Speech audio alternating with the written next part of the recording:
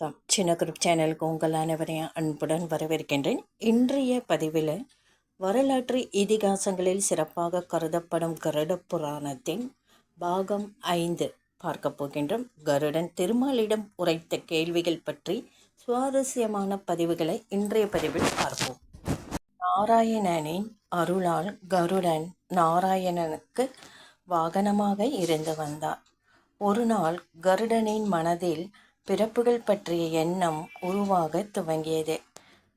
தமது மனதில் தோன்றிய எண்ணத்தை 3 லோகங்களையும் காத்து கொண்டு இருக்கக்கூடிய நாராயணனிடம் கேட்க வேண்டும் என்று எண்ணினார். அதன்படி அனைவருடைய எண்ணம் ஓட்டத்தையும் மனதையும் அறிந்து கொள்ளக்கூடிய ஆற்றல் கொண்ட நாராயணன் கருடனின் எண்ணத்தை உணர்ந்தார். என்ன கருடா, உன் மனதில் ஏதோ ஐயம் கொண்டுள்ளதே என்று. உன் ஐயத்தை என்னிடம் கேட்கலாமா வேண்டாமா என்று யோசித்து கொண்டிருக்கின்றாயா என்று வினாவினார். நாராயணன் கருடனிடம் கேட்டதும் கருடனுக்கு என்ன கேட்பது என்று புரியாமல் நின்று கொண்டிருந்தான். இருப்பினும் தனது மனதில் ஓடிய எண்ணத்தை எவ்விதத்திலாவது நாராயணனிடம் கேட்க வேண்டும் என்ற ஆவலும் அவரிடம் இருந்து வந்தது. அந்த ஆவலை அவருக்கு நாராயணனிடம் நமது ஐயத்தை கேட்கும் பொருட்டு தனது கேள்விகளையும் கேட்க வைத்தது. 3 உலகங்களையும் காத்து ரசித்து கூடிய பரம்பொருளான நாராயணனே, என் மனதில் சில ஐயங்கள் நீண்ட நாட்களாக இருந்து கொண்டிருக்கின்றன. தாங்கள்தான் பதிலளித்து அந்த ஐயத்தை நீக்கி அருள வேண்டும் என்று வேண்டினார். அதற்கு நாராயணனும், கேள்விகளை கேட்காமல் பதில் மட்டும் வேண்டுமென்றால் எவ்விதம் என்னால் கூற முடியும் என்று கேட்கின்றார் கருடரை பார்த்து. நாராயணன் கூறியதும் கருடன் தன் மனதில் உள்ள கேள்விகளை கேட்கத் தொடங்கினான். இந்த உலகத்தில் உயிரினங்கள் பிறப்பதன் நோக்கம் என்ன? ஏன் உயிரினங்கள் தோன்றுகின்றன? அவ்விதம் தோன்றிய உயிரினங்களின் மரணம் ஏற்பட்ட பின்பு சில உயிர்கள் நரகத்திற்கு செல்கின்றன, சில உயிர்கள் சொர்க்கத்திற்கு செல்கின்றன. நரகத்திற்கும் சொர்க்கத்திற்கும் செல்வதற்கான காரணம் என்ன? சில உயிர்கள் மோட்சம் என்னும் பிறவா நிலையை அடைவதற்கான தாங்கள் உரைக்கும் பதில்தான் என்ன என்று கேட்கின்றார். ஓர் உயிரினம் இந்த உலகில் தோன்றியதும் அந்த உயிரினத்தால் செய்ய இருக்கக்கூடிய பாவங்கள் யாவும் நீங்கிக் கொள்ள எத்தகைய செயல்களை செய்ய வேண்டும்? மனிதர்கள் நற்கதி அடைவதற்கான சூழ்நிலைகள் யாது என்றும் தெளிவாக அடியேன் புரிந்து கொள்ளும் விதத்தில் உரைக்க வேண்டும் என்று வேண்டினான் கருடன். உடனே கருடனின் கேள்விக்கான பதில்களை திருமால் உரைத்தல். என்ன சொல்றான்னா, திருமால், பறவைகளின் அரசனே, நல்லதொரு கேள்வியை இங்ஙனம் எழுப்பியிருக்கின்றான்.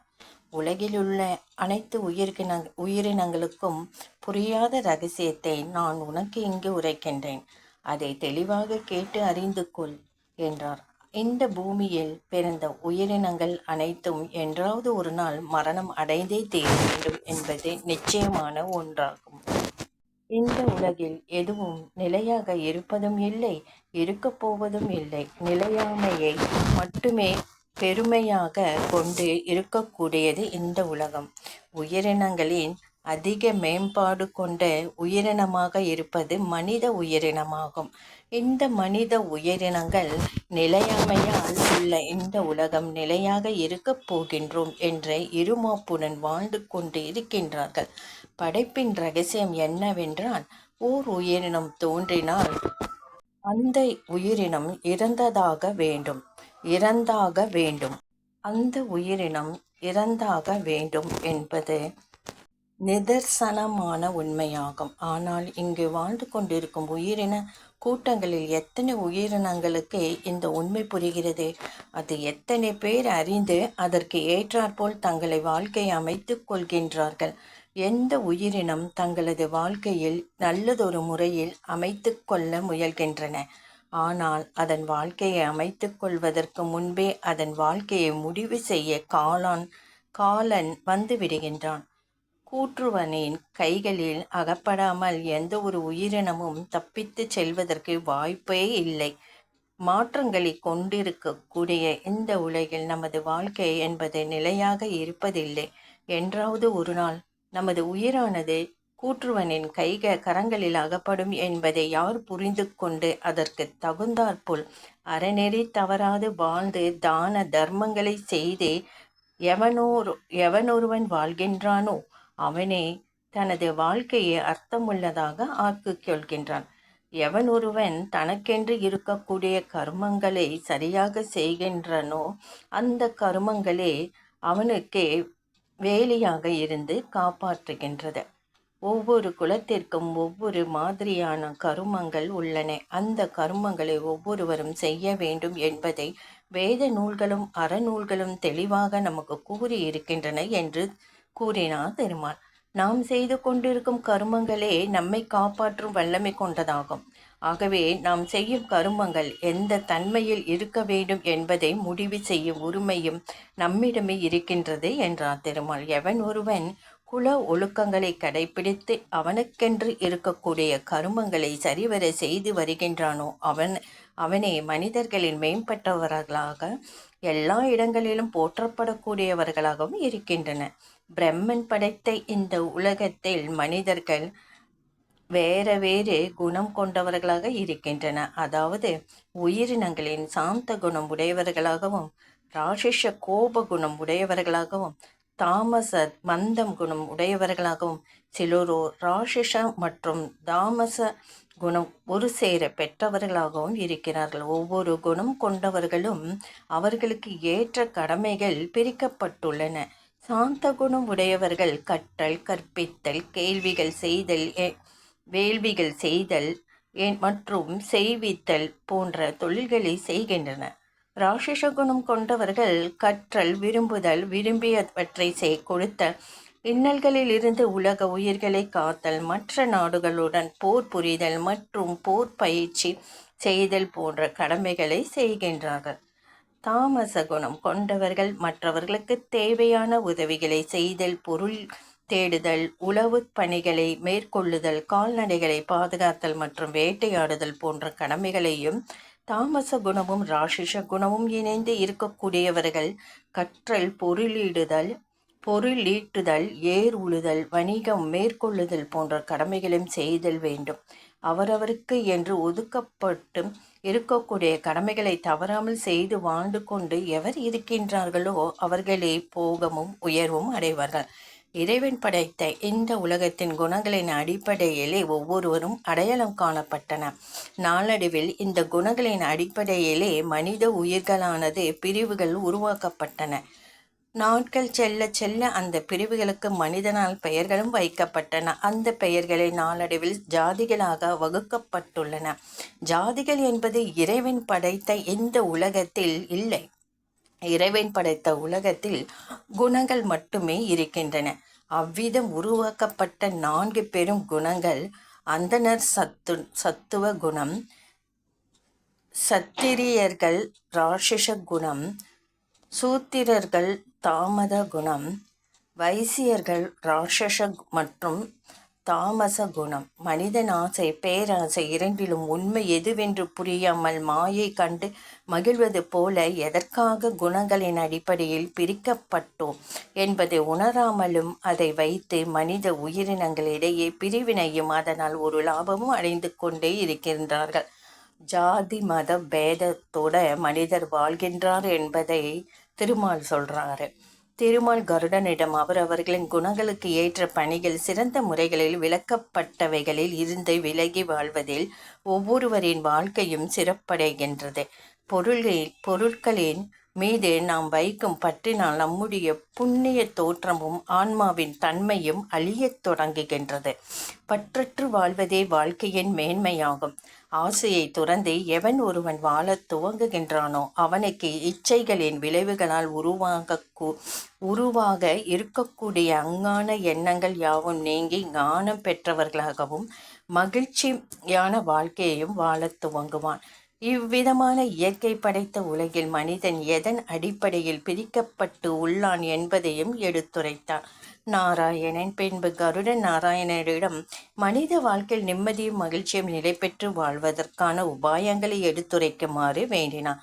நாராயணன் கருடனிடம் வேண்டுதலை ஏற்று மனிதனின் வாழ்க்கையில் இன்பமும் மகிழ்ச்சியும் நிலை பெற்று இருக்க என்னென்ன காரியம் செய்ய வேண்டும் என்பதையும் எடுத்துரைக்க துவங்கினார். அனைவரும் கவனமாக இந்த இடத்தை கேளுங்க.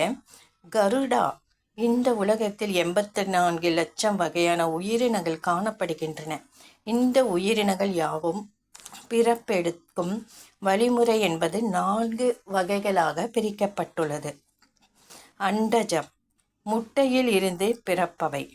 பறவை, பாம்பு, உடும்பு, ஆமை முதலியன முட்டையிலிருந்து பிறப்பெடுப்பவை. மொத்தம் 21 லட்சம் வகையான உயிரினங்கள் உள்ளன. உத்பிஜ்யம், விதையில் இருந்து தோன்றுபவை. மரம், செடி, கொடி முதலியன விதையில் இருந்து பிறப்பெடுப்பவை. சராயுசம், கருப்பையில் இருந்து தோன்றுபவை. மனிதர்கள், விலங்குகளின் கருப்பையில் இருந்து பிறப்பெடுப்பவைகள் என மொத்தம் 21 லட்சம் வகையான உயிரினங்கள் உள்ளன. சுவேதஜம், வியர்வையில் இருந்து பிறப்பவை. வண்டு, கொசுக்கள் முதலியன வியர்வையில் இருந்து பிறப்பெடுப்பவைகள். மொத்தம் 21 லட்சம் வகையான உயிரினங்கள். ஆக மொத்தம் இந்த உலகத்தில் மொத்தம் 24 லட்சம் உயிர் பிறவி பேதங்கள் உருவாகி கொண்டு இருக்கின்றன. கருடா, மேற்கூறிய உயிரின பிறப்புகளின் மிகவும் அரிதான மற்றும் உயர்ந்த பிறப்பு என்பது மனித பிறப்பு மட்டும்தான் என்று சொல்கின்றார். 3 பிறவிகளில் உள்ள உயிரினங்கள் மனித பிறவியாக பிறப்பு எடுப்பது என்பது மிகவும் அரிதான ஒன்றாகும். உயிர்கள் செய்யும் நல்ல வினைகளின் அடிப்படையில் மட்டுமே இந்த உயிரினம் மனித பிறவியாக பிறப்பெடுக்கின்றன. மற்ற உயிரினங்களை காட்டிலும் மனித உயிரினங்கள் மேம்பட்டு இருப்பதற்கான காரணம் யாது என்று புரிந்து கொள்ளுதல் வேண்டும். ஏனெனில் மற்ற உயிரினங்களை விட மனித உயிரினம் என்பது நிகழ்ந்து கொண்டு இருக்கும் அனைத்து நிகழ்வுகளையும் கண்டு உணர்வதற்கு என்று கண்களும், மனதில் எழும் எண்ணங்கள் மற்றும் கருத்துக்களை பகிர்ந்து கொள்வதற்கு என்று வாயையும், கேட்டு உணர்வதற்கு செவிகளையும், உண்கின்ற உணவில் இருக்கக்கூடிய சுவைகளை அறிந்து கொள்வதற்கு நாவையும், எங்கோ இருக்கக்கூடிய வாசனையை முகர்ந்து கொள்வதற்கு நாசியையும், தீண்டி மற்றும் தழுவி உணர்வதற்கு சரீரத்தையும், நன்மை தீமை என வேறுபடுத்தி அறிந்து கொள்வதற்கு என்று பகுத்தறிவையும் மனிதன் பெற்று இருக்கின்றான். மனிதரிடம் இருக்கக்கூடிய இந்த பகுத்தறிவும் தன்மையானது வேறு எந்த உயிரினத்திற்கும் வழங்கப்படவில்லை. இதனாலேயே மனித பிறவி என்பது மிகவும் மேன்மையுடைய பிறவியாக கருடனே மனித உயிரினங்களில் நான் முன்பே உரைத்திருந்த 4 குணங்களை தவிர்த்து இன்னும் பல குணங்கள் கொண்ட மனித குலங்கள் இருக்கின்றார்கள். அவர்களுடைய குணத்திற்கு ஏற்ற அவர்களின் தொழில்களையும் கர்மாக்களையும் செய்து கொண்டே இருக்கின்றார்கள். மனித இனத்தில் மாறுபட்ட குலங்களும் இருந்து கொண்டே இருக்கின்றன. உலகில் தோன்றிய அனைத்து உயிரினங்களின் சில பண்புகள் மட்டும் எவ்விடத்திலும் மாறாமல் அனைத்து உயிரினங்களும் பொருந்துபவையாக அமைந்துள்ளன. அவை என்னவென்றால் உண்ணுதல், உறங்குதல், அச்சம் கொள்ளுதல், புணர்ச்சி கொள்ளுதல் என்பனவாகும். இந்த 4 வகையான பண்புகள் என்பது அனைத்து உயிரினங்களையும் பொதுவானவையாக இருக்கக்கூடியவையே ஆகும். அதனால் இதிலிருந்து மேம்பட்டு இருக்க பகுத்தறிந்து உணரும் தன்மையும் ஞானமடையும் தன்மையும் மனித குலத்திற்கு மட்டும் உடையதாகும். இதுவே மனித குலத்தின் சிறப்பியல்புகளாகும். ஒரு மனிதன் ஞானம் பெறுவது என்பது அவ்வளவு எளிதான ஒன்றல்ல. அது குலத்திற்கு குணத்திற்கும் அப்பாற்பட்டவை ஆகும். இந்த பூமியில் இருக்கக்கூடிய மண்ணின் தன்மைக்கு ஏற்ப மனிதனின் நிறமும் மாறுபடுகின்றன. கண்டங்களுக்கு ஏற்ப மனிதர்களும் மாறுபட்டு காணப்படுகின்றன. உடல்களை பொறுத்தவரை ஒரு கால் உயிரினங்கள், ஒரு கால் கொண்ட உயிரினங்கள் முதலிய 10 வகையான உயிரினங்கள் காணப்படுகின்றன. இந்த மண்ணுலகத்தில் ஒரு புண்ணிய தேசம் என்ற ஒன்று உள்ளது. எங்கே கிருஷ்ணசாரம் என்னும் புள்ளிமான்கள் வசிக்கின்றனவோ அந்த நிலமே தர்மதேசம் என்னும் புண்ணிய பூமியாகும். தர்மதேசம் என்னும் புண்ணிய பூமியில்தான் தேவர்களும், முனிவர்களும், சித்தர்களும், முன்னோர்களும், நல்ல குணம் கொண்டவர்களும் வாழ்கின்றார்கள். அந்த பூமியிலே உண்மையும் கல்வியும் அறமும் நிலைத்திருக்கின்றன. அந்த பூமியானது என்றும் நிலைப்புத்தன்மையுடைய புண்ணிய பூமியாகும். இத்தனை உயிரினங்களோடு அடங்கி இருக்கக்கூடியது இந்த உலகமாகும். இதில் இந்த உயிரினங்கள் மட்டுமல்லாமல் பூத பிரேத பிசாசுகள், பேய் பிசாசுகளும் உள்ளன. இவைகளுக்கு ஸ்தூல உடல் என்பது இல்லாமல் ஆவி உருவம் மட்டுமே உள்ளதாகும். ஸ்தூல உடல் இல்லாத ஆவிகளுடன் ஒப்பிடும்போது ஸ்தூல தேகம் பெற்ற உயிரினங்கள் சிறந்தவர்கள் ஆவார்கள். ஓரறிவு ஈரறிவு உயிரினங்களை காட்டிலும் ஆறறிவு உயிரினமாக இருக்கக்கூடிய மனித பிறவி என்பது மற்ற பிறவிகளை விட உயர்ந்ததாகும், சிறந்ததாகும். எவர் ஒருவர் வாழ்க்கையில் ஈடுபடாமல் வேத நிடதங்களை கற்றுணர்ந்து வேதங்கள் கூறும் வழியில் வாழ்கின்றனோ அவரே சிறந்தவர்கள் ஆவார்கள். அவர்களை விட சிறந்தவர்கள் என்று இருக்கக்கூடியவர்கள் யார் என்று நாம் பார்த்தோமே ஆனால் பிரம்ம ஞானத்தை உணர்ந்து அதை மற்றவர்களுக்கு அறிவுறுத்துவதாக இருக்கக்கூடிய பிரம்மவாதிகள் தான் இந்த உலகத்தில் மிக சிறந்தவர்கள் ஆவார்கள். கருடனே, ஒரு உயிரினம் பிறந்த பொழுது அது செய்த நல்வினையின் பயனை அது அடுத்த பிறவின் மனித பிறவி எடுப்பதாகும். மனித பிறவி என்பது சொர்க்க மோட்ச பதவிக்காக தகுதி பெறக்கூடிய ஒரு கருவியாகும். உயிரினங்களின் பலவிதமான நற்செயல்களை புரிந்தமையால் நற்பிறப்பெடுத்த வேண்டாதா மானுட பிறவிகள் சொர்க்கலோகத்திற்கு மோட்சத்திற்கும் தேவையான நற்செயல்களை செய்யாமல் தீய செயல்களை புரிந்து அடைவதற்கு அரிதான பிறவியாக இருக்கக்கூடிய மானிட பிறப்பையே வீணாக்கி கொண்டிருக்கின்றார்கள். பிறவி எடுத்த அனைத்து மனித உயிரினங்களும் சொர்க்கலோகத்தை அடைவது இல்லை. அப்பிறவில் செய்த தீய செயல்களின் காரணமாக கீழான உலகத்தை அடைந்து தனக்கு தானே வஞ்சகம் செய்து புரிந்து கொண்டு ஏமாற்றிக்கொண்டு இருக்கிறார்கள் என்று சொல்வது அன்றி வேறு என்ன சொல்வது? மனித பிறவியில் அருமையும் பெருமையும் மற்ற பிறவிகளை காட்டிலும் மேம்பட்டு இருக்கின்றோம் என்பதை பற்றி சிறிதும் புரிந்து கொள்ளாமல் தாங்கள் எடுத்த இந்த அற்புதமான மனித பிறவியை இழிவுபடுத்துவது மட்டுமல்லாமல் வீணடித்து கொண்டிருக்கின்றார்கள். வாழ்க்கையின் நோக்கத்தை புரிந்து கொள்ளாமல் செய்ய தகுதி இல்லாமல் பல தவறுகளையும் பாவங்களையும் செய்து கொண்டிருக்கின்றார்கள். பல பிறவிகள் எடுத்திருந்தாலும் சொர்க்கத்திற்கு செல்வதற்கு உதவியாக இருக்கக்கூடிய மனித பிறவி மட்டுமே ஆகும். இந்த அற்புதமான மனித பிறவியை இழிவுபடுத்தும் நிலைக்கு அவர்களை கொண்டு செல்ல காரணம் அவர்கள் கொண்டுள்ள ஆசையே ஆகும். ஒவ்வொருவருக்கும் உருவாகும் ஆசையை அவர்கள் செய்யும் செயலிற்கும் துன்பத்திற்கும் முதல் காரணமாகும். மனிதன் கொண்டுள்ள ஆசை 3 வகை: மண்ணாசை, பொன்னாசை, பொருளாசை. மேற்கூறிய இந்த 3 ஆசைகளில் எவன் ஒருவன் அதிகமாக ஆட்படுகின்றானோ அந்த ஆசையின் விளைவாகவே அவன் தன் தகுதியை இழக்க துவங்கப் போகின்றான் என்பதை குறிப்பதாகும். ஏனெனில் ஆசை என்பது இச்சைக்காக எந்த செயலையும் செய்ய வைத்து அவர்களை குற்றம் செய்ய தூண்டக்கூடிய கருவியாகும். ஆசை என்பது மனிதனின் அழிவிற்கு வழிவகுக்கக்கூடியதாகும். அந்த ஆசையின் விளைவாகவே ஒருவன் தன் தகுதியில் இருந்து தாழ்த்தப்பட்ட, அதாவது மனசாட்சியின்றி செயல்படும் அளவிற்காக தீய செயல்களை செய்கின்றான். மனசாட்சியும் மனித நேயமும் கொண்டிருக்கக்கூடிய ஒவ்வொருவரும் தீய செயல்களை செய்வதையோ அல்லது மற்றவர்களுக்கு நன்மை அளிக்கக்கூடிய செயல்களை புறக்கணிப்பதையோ விரும்புவதில்லை. ஆனால் ஆசை என்ற மாயையில் விழுந்தவர்கள் மதியிழந்து மிருகங்களை விட மிகவும் மோசமாக நடந்து கொள்கின்றார்கள்.